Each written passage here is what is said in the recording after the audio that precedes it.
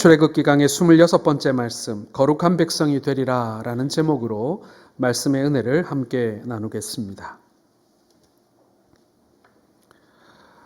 사람의 진정한 가치를 알고 싶었던 한 청년이 명망 높은 학자를 찾아갔습니다. 그리고 물었습니다. 선생님, 사람의 가치가 얼마나 되는 것입니까? 청년의 물음에 학자가 잠시 생각을 하더니 서랍에서 보석 하나를 꺼내어 주었습니다. 그리고는 이 보석을 가지고 시장에 가서 이 보석의 값이 얼마나 되는지 물어오되 단 팔지는 말고 그냥 가져오라 이렇게 당부를 했습니다. 청년은 그 학자의 말대로 시장에 나가서 그 보석의 값어치를 물어보기 시작했습니다. 제일 먼저 과일가게에 들어갔습니다. 과일가게 주인에게 이 보석이 얼마나 되겠냐고 물어보자 주인이 5,000원이라고 대답을 했습니다. 다음엔 채소가게에 들어가서 물었습니다. 그랬더니 채소가게 주인은 10,000원쯤 돼 보인다라고 이야기했습니다. 그리고는 철물가게를 찾아갔습니다. 철물가게 사장은 조금 돈을 더 썼습니다. 30,000원이면 되겠다라고 이야기를 했습니다. 청년은 시장 곳곳을 돌아다니면서 그 보석의 가격을 물어보았습니다마는 만나는 사람들마다 제각각 다른 가격으로 그 보석을 가격을 매겼습니다. 마지막으로 시장 끄트머리에 있는 보석상에 찾아갔습니다. 그리고 그 보석을 그 보석상 주인에게 보여주자 보석상 주인이 깜짝 놀라면서 이 보석은 정말 귀한 보석인데 값을 매기기가 어렵다. 나에게 이것을 팔라. 내가 달라는 대로 내가 그 값을 쳐주겠다라고 평가하기도 했습니다. 학자가 일러준 대로 이 청년은 그 보석을 팔지 않고 다시 그 학자에게 가지고 왔습니다. 그리고는 시장에서 있었던 일을 이야기하자 학자가 이렇게 말했습니다. 이 보석은 정말 귀한 보석이지요. 그럼에도 불구하고 어떤 사람은 5,000원, 어떤 사람은 10,000원, 어떤 사람은 30,000원의 가치밖에 볼 수가 없었습니다. 이 보석이 아무리 훌륭한 가치를 지녔다고 해도 사람들이 어떻게 보느냐에 따라서 그 가치가 달라지는 것입니다. 사람의 가치도 다를 것이 없습니다. 그 사람을 평가하는 사람에 따라 얼마든지 다른 가치가 될 수 있다는 것입니다. 네. 사람이 사람의 가치를 매긴다는 것이 참 어리석은 일이긴 합니다만은 그것이 정확하지 않다라는 것입니다. 사람의 가치는 그 가치를 부여하는 사람에 따라 다른 가치가 되는 것이죠. 어떤 사람에게는 정말 하찮은 사람처럼 보이지만 어떤 사람에게는 생명보다 더 귀한 사람일 수도 있다는 이야기인 것입니다. 어떤 사람은 자신에 대하여 과대평가하는 사람이 있고요. 어떤 사람은 자신에 대하여 과소평가하는 사람도 있다는 것이죠. 사람의 가치란 내가 평가하는 것도 아니고요. 남이 평가하는 것도 아니라는 얘기입니다. 자, 그렇다면 여러분, 우리의 진정한 가치는 누구에게 평가받아야 하는 것일까요? 네, 나도 아니고 남도 아니고 사람이 평가할 수 없는 것입니다. 우리 하나님이 우리를 어떻게 보고 계시느냐, 하나님이 우리를 어떻게 평가하시느냐가 진짜 우리들의 가치라는 사실을 오늘 이 이야기는, 그리고 성경은 우리에게 말씀해주고 있는 것입니다. 6절 말씀 보시기 바랍니다. 너희가 내게 대하여 제사장 나라가 되고 거룩한 백성이 되리라. 오늘 하나님께서는요, 우리에게 가격표를 하나 딱 붙여 놓으신 거예요. 제사장 나라, 거룩한 백성. 여러분, 이것이 하나님께서 저와 여러분들에게 매기신 가격표임을 믿으시길 바랍니다. 이 말씀은 오늘 이스라엘 백성들이요, 애굽을 떠난 지 3개월이 되었을 때 일어난 사건입니다. 모세가 시내산에서 하나님께 올라갔습니다. 그때 하나님께서 이스라엘 백성과 시내산에서 언약을 맺게 되십니다. 본격적으로 시내산에서 이 언약, 즉 계약을 맺기 전에 하나님께서는 모세를 통해서 이 언약의 당사자인, 이 계약의 당사자인 이스라엘 백성들을 평가하고 계시는 것입니다. 아니, 계약만 맺으면 되지, 언약만 맺으면 되지, 왜 하나님께서는 이스라엘 백성들의 가치를 재평가하고 계시는 것일까요? 간단히 말해서 이스라엘 백성은 하나님의 소유가 되고 제사장 나라가 되고 거룩한 백성이 된다라고 하나님께서 가격표를 붙이셨는데 굳이 그러실 필요가 있으셨을까요? 네, 여러분. 오늘 이 대목은요, 이 언약만큼이나 대단히 중요한 것입니다. 하나님은 애굽에서 종살이 하다 온 이스라엘 백성들을 평가했는데 너희는 내 종이다. 너희는 내 심부름꾼이다. 너희는 내 하수인이다. 그렇게 말하지 않으셨다라는 것입니다. 얼마든지 그럴 수 있지 않습니까?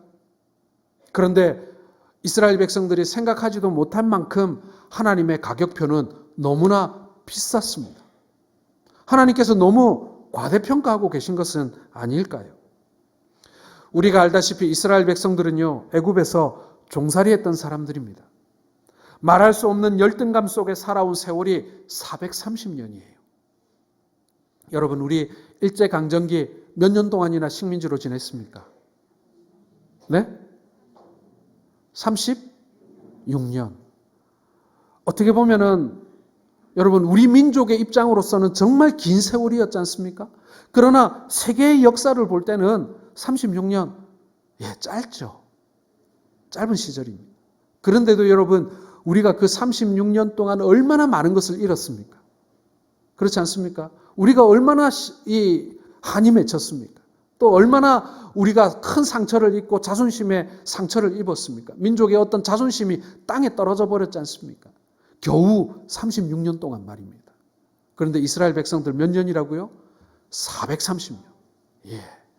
아마도 이스라엘 백성들의 뼛속까지 이 노예 근성이 아주 새겨져 있을 겁니다.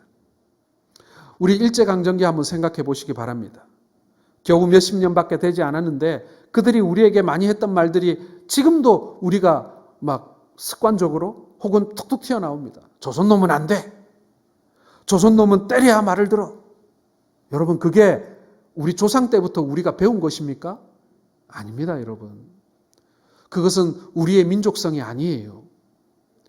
일제강점기 때 일본인들이 우리 조선 사람들을 노예 삼기 위해서 우리에게 귀에 딱지가 않도록 했던 말이 바로 그 말인 것입니다. 그런데 겨우 36년인데 우리가 스스로 그렇게 믿게 되어버린 거예요. 안타깝게도 말입니다. 그래서 우리는 우리가 일본 사람들보다 열등한 줄 알았습니다.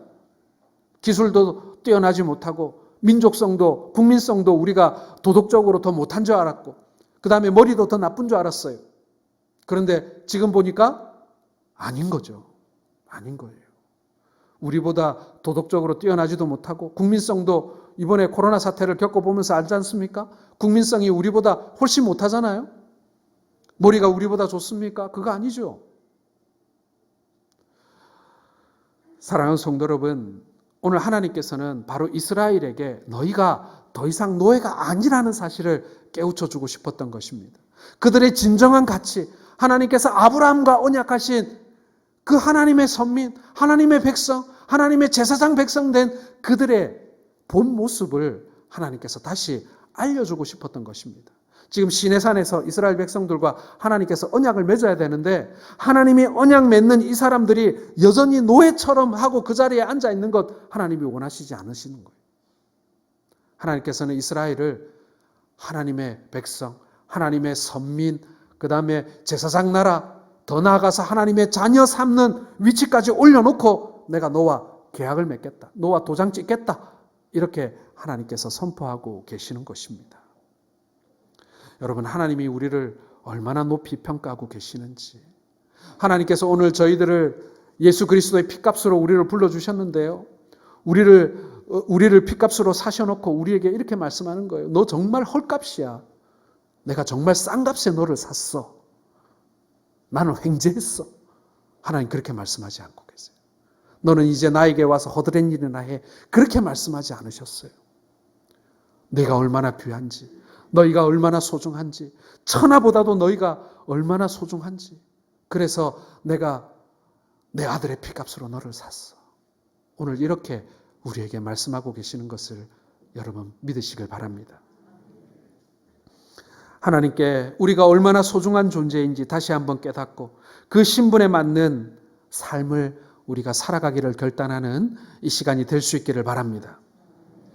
오늘 말씀이 우리에게 알려주고 있는 우리의 모습은 이것입니다. 첫 번째가 우리는 하나님의 특별한 소유가 되었다라는 소속감을 가지고 살아야 한다라는 것입니다. 자, 5절 말씀을 다시 한번 읽겠습니다. 시작. 세계가 다 내게 속하였나니 너희가 내 말을 잘 듣고 내 언약을 지키면 너희는 모든 민족 중에서 내 소유가 되겠고. 세계가 모두 하나님의 것입니다. 그러므로 당연히 우리도 하나님의 것이겠지요. 그것은 당연한 이야기입니다. 여기서 사용된 이 소유에 대한 원뜻을 이해하면요, 우리에게 더 큰 은혜가 될 줄로 믿습니다. 오늘 사용한 이 히브리어의 이 소유라는 뜻은요, 세굴라라는 단어입니다. 자, 이 세굴라라는 말의 단어는요, 소유물을 뜻하기는 하는 것인데 평범한 소유물이 아니에요. 특별한 소유물, 아주 귀중한 소유물, 매우 값진 소유물을 가리킬 때 세굴라라는 말을 사용하는 것입니다. 오늘 하나님께서 세계가 다 내게 속하였는데 모든 민족 중에 너희가 내 소유가 되리라 할 때 그 소유가요, 너희는 내 세굴라다 이렇게 말씀하고 있는 것입니다. 아주 귀중한 소유물, 매우 값진 소유물, 당연히 우리 하나님의 소유물이죠. 하나님이 우리를 소중한 소유물 삼으셨다는 것, 그것은요, 우리를 그만큼 아끼신다는 이야기인 것입니다. 세상에 많은 남자와 여자가 있습니다. 그러나 내 남자, 내 여자, 나의 반려자는, 배우자는 단 한 사람뿐입니다. 그러므로 세상의 그 어떤 사람보다도 귀하고 존귀한 것이죠. 세상에 많은 차들이 굴러다닙니다. 수백만 대가 굴러다녀요. 그러나 그 차들이 다 내 차는 아닙니다. 오직 내 차가 되기 위해서 내가 마땅히 값을 지불하고 그걸 구입해야 되는 것이죠.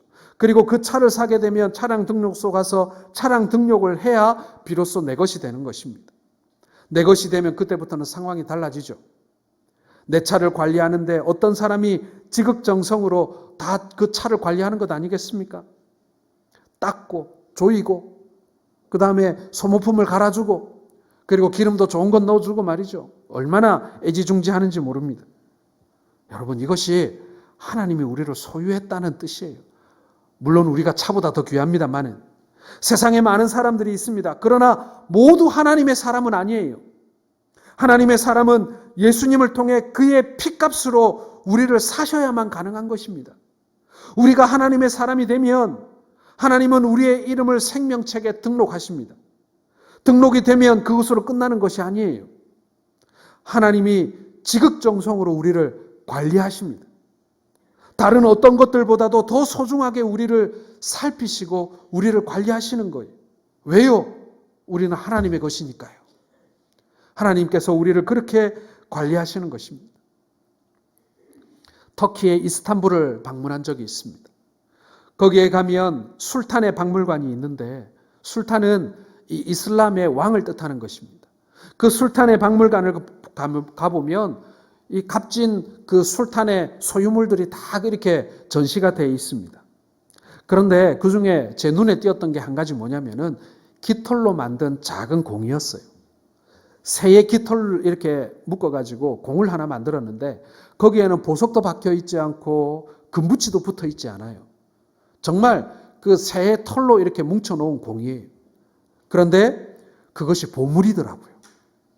왜 그렇습니까? 제 생각에는 아마 그 박물관을 나가면요, 박물관 들어가는 입구에 그 기념품 가게에 그게 팔고 있는 거예요. 그런데 왜 그것은 보물이 되는 것입니까? 예, 술탄이 어린 시절 가지고 놀았던 장난감이거든요. 소유주가 술탄이기 때문에 그런 거예요.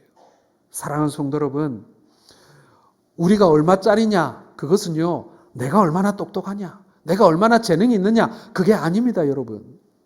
재능이 있으면 얼마나 있으며 똑똑하면 얼마나 똑똑하겠습니까? 이 세상에 태어난 사람들 중에 말입니다. 중요한 것은 우리가 누구 것인가인 것입니다.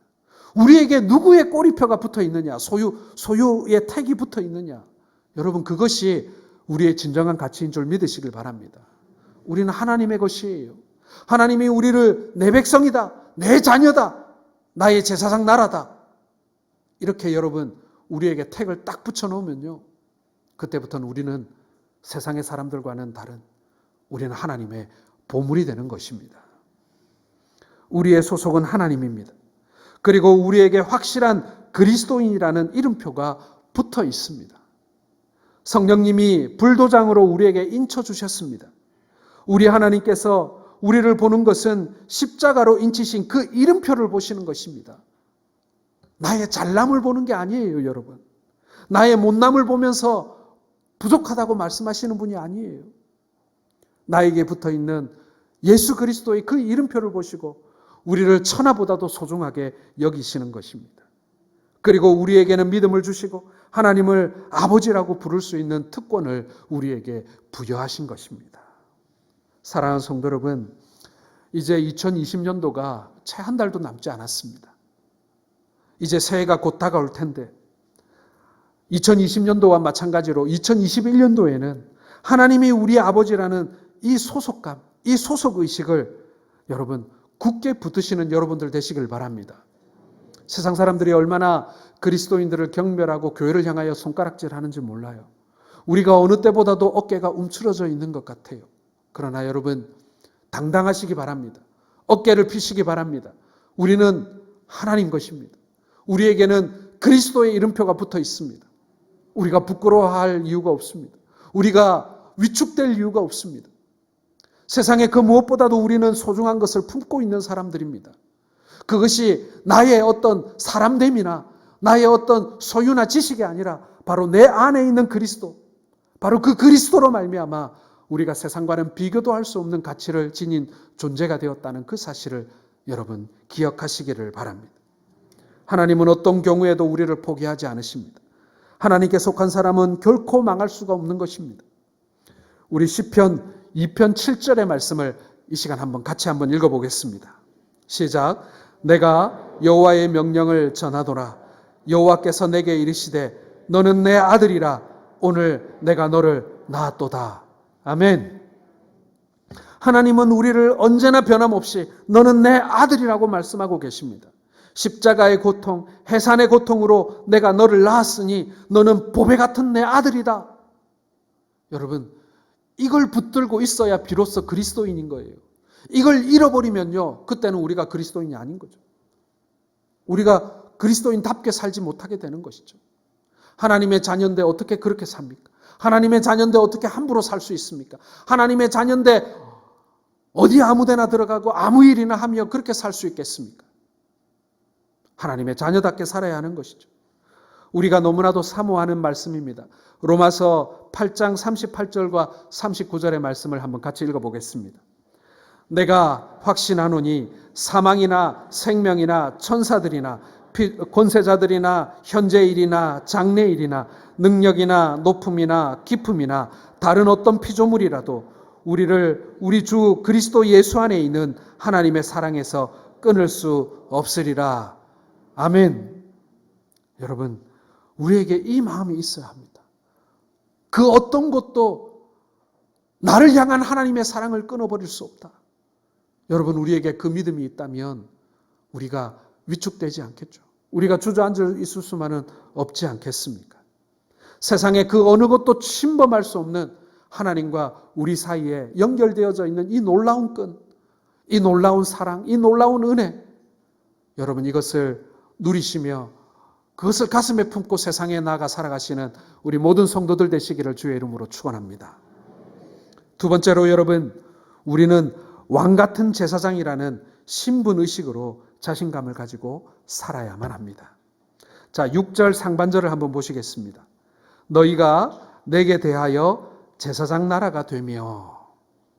자, 하나님께서는 우리를 특별한 소유로 삼아 주실 뿐만 아니라 제사장 나라가 되게 하신다라는 것입니다. 은유적인 차원에서 고대의 지극히 높은 위치를 점하였던 이 제사장처럼 이스라엘이 그렇게 높은 위치를 점하게 된다라는 것입니다. 여러분, 제사장은요, 모든 사람이 다 제사장이 될 수가 없어요. 많은 사람들 중에 특별한 사람을 택하여 하나님께서 제사장 삼으셨습니다. 마찬가지로 세상에 수많은 민족이 있지만 그 많은 민족들 중에 하나님의 첫 은혜를 입은 민족으로 이스라엘 백성들을 택하신 거예요. 그래서 이스라엘 백성들이 하나님의 제사장 나라 된 것입니다. 그런데 이 제사장 나라는요, 하나님의 샘플이에요. 하나님의 모델하우스예요. 하나님께 은혜를 받은 민족과 사람들은 이렇게 된다라는 것을 보여주기 위한 샘플이 바로 이스라엘이었던 것입니다. 사랑하는 성도 여러분, 하나님께서는 우리에게 말할 수 없는 놀라운 특권을 주셨습니다. 소위 상위 1% 안에 드는 특권을 우리에게 주신 것입니다. 아니요, 1%도 더 안 될 거예요. 우리가 이 세상에 살 동안 그 정말 지극히 그 작은 그 퍼센테이지 안에 들지 못할 수도 있겠지만 우리가 하나님을 잘 믿으면 우리는 영적인 상위 1%의 신분을 가질 수가 있다는 이야기입니다. 여러분, 우리가 그러한 많은 특권을 누리며 살아갑니다. 그 가운데 제일 되는 특권이 뭐겠습니까? 바로 예배의 특권입니다. 예배의 특권은 하나님께 바로 나아가는 특권입니다. 여러분, 누가 청와대를 마음대로 드나들 수 있습니까? 누가 대그룹의 회장실을 마음대로 드나들 수 있습니까? 예, 아들이면 되는 거예요. 대통령의 아들이면 청와대 마음대로 들어갈 수 있는 거예요. 대기업의 회장의 아들이거나 손자면 회장실에 마음대로 들어갈 수 있는 것입니다. 우리가 예배의 특권을 얻었다는 것은요, 바로 하나님이 계신 보좌를 마음대로 출입할 수 있는 특권이 우리에게 주어졌다라는 이야기인 것입니다. 그러므로 여러분, 우리는 세상이 주는 것과는 다른 자신감을 가지고 살아야 합니다. 세상에서는 돈 좀 많으면 자신감이 있죠. 세상에서는 권력 좀 잡으면 자신감이 있죠. 눈에 보이는 것이 없습니다. 거칠 것이 없습니다. 그런 거 말고요, 우리가 하나님의 자녀라는 것, 우리가 하나님의 전에 마음대로 출입할 수 있는 예배의 특권을 지녔다라는 그 사실, 여러분, 그 자부심이 우리 가운데 있어야 한다라는 것입니다. 하나님이 우리를 왕 같은 제사장이라고 말씀하시면서 바로 이 특권을 우리에게 주신 것입니다. 여러분, 세상적인 능력 없다고 낙심하지 마시기 바랍니다. 세상적인 소유가 넉넉하지 못하다고 낙심하지 마시기 바랍니다. 우리에게는 그것과는 비교도 할 수 없는 특권이 우리에게 주어져 있다라는 것입니다. 현재 가지고 있는 것이 없다고 낙담할 필요가 없는 거예요. 나이 들어 아무것도 할 수 없다라고 실망할 필요도 없는 것입니다. 건강을 잃어서 이제 나는 끝이 났다고 포기하지도 말아야 합니다. 우리의 가정, 우리의 자녀들에게 더 이상 희망이 없다라고 그렇게 주저앉아 있어서는 안 된다는 얘기인 것입니다. 영국의 심리학자 하드필드는 자신감에 대한 연구를 했는데요, 이렇게 말하고 있습니다. 넌 틀렸어, 이젠 끝났어 라는 자괴감을 줄 때 우리는 우리가 실제로 가진 능력의 30%밖에 발휘할 수가 없다고 얘기합니다.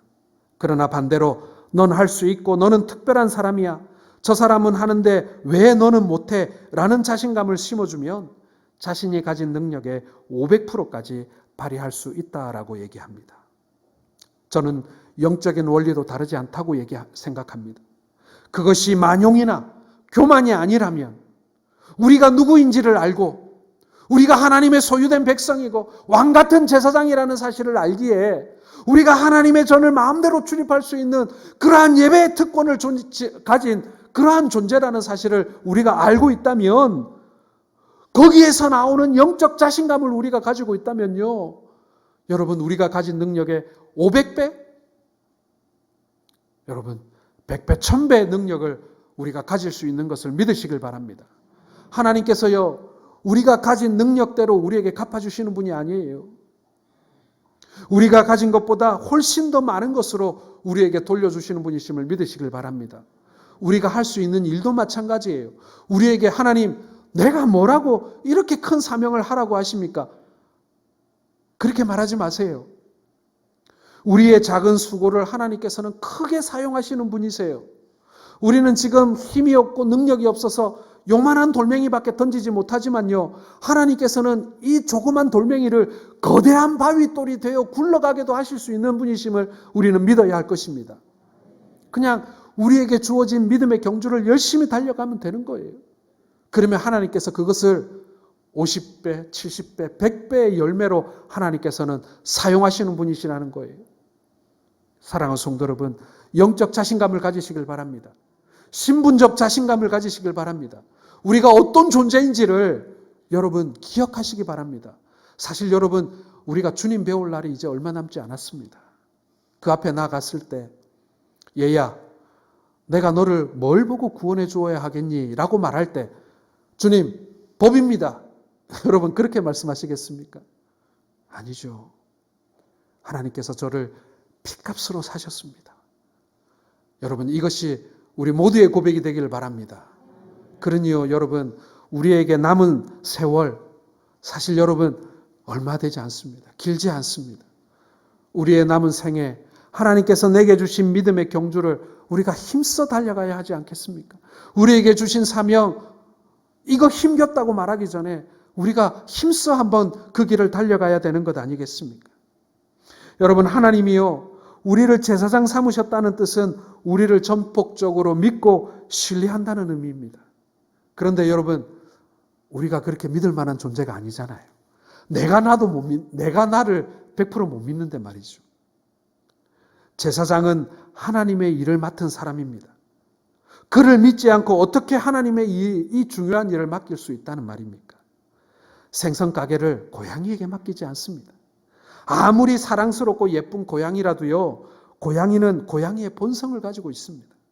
하나님이 우리를 제사장 삼는다는 뜻은요, 마치 생선 가게를 고양이에게 맡기는 것과 같습니다. 왜냐하면 인간의 본성은 언제든지 죄에 빠질 수 있기 때문에 그런 것입니다. 분명히 생선 가게를 고양이에게 맡기는 것은 현명한 일이 아님에도 불구하고 오늘 하나님께서는 고양이 같은 우리를 제사장 삼으셨던 거예요. 하나님의 일을, 하나님의 생선 가게를 우리에게 맡기신 것입니다. 사랑하는 성도 여러분, 하나님께서 우리를 이렇게 믿어주십니다. 우리를 이렇게 신뢰해 주십니다. 우리에게 뒤통수 맞을지언정 우리를 믿어주시는 거예요. 여러분 우리가 삐끗할 수도 있습니다. 실수할 수도 있습니다. 그러나 이렇게 믿어주시는 하나님을 위해서 우리가 죽기 살기로 한번 달려야 되지 않겠습니까? 그만큼 하나님이 우리를 믿고 계십니다. 이것은 우리가 하나님의 소유되었을 뿐만 아니라 그의 제사장 되었다는 것은 그만큼 책임감이 커진 것이죠. 아무리 옆집 아들이 똑똑하고 재능이 많아도요, 우리는 옆집 아들을 믿지 않습니다. 왜요? 내 아들 아니니까. 내 아들 조금 부족하고 연약해도요, 내 아들이니까 나는 믿어주는 거예요. 하나님이 우리를 그렇게 소유 삼으셨습니다. 나의 나된 모습을 보고요, 하나님 나를 저울질하지 않으세요.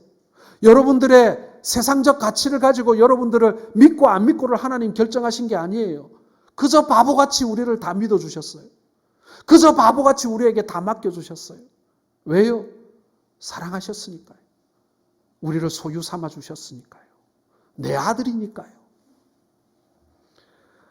하나님께서 내게 주신 사명이 있다면 여러분 그것을 기쁜 마음으로 감당하시기를 바랍니다. 내 능력 보지 마세요.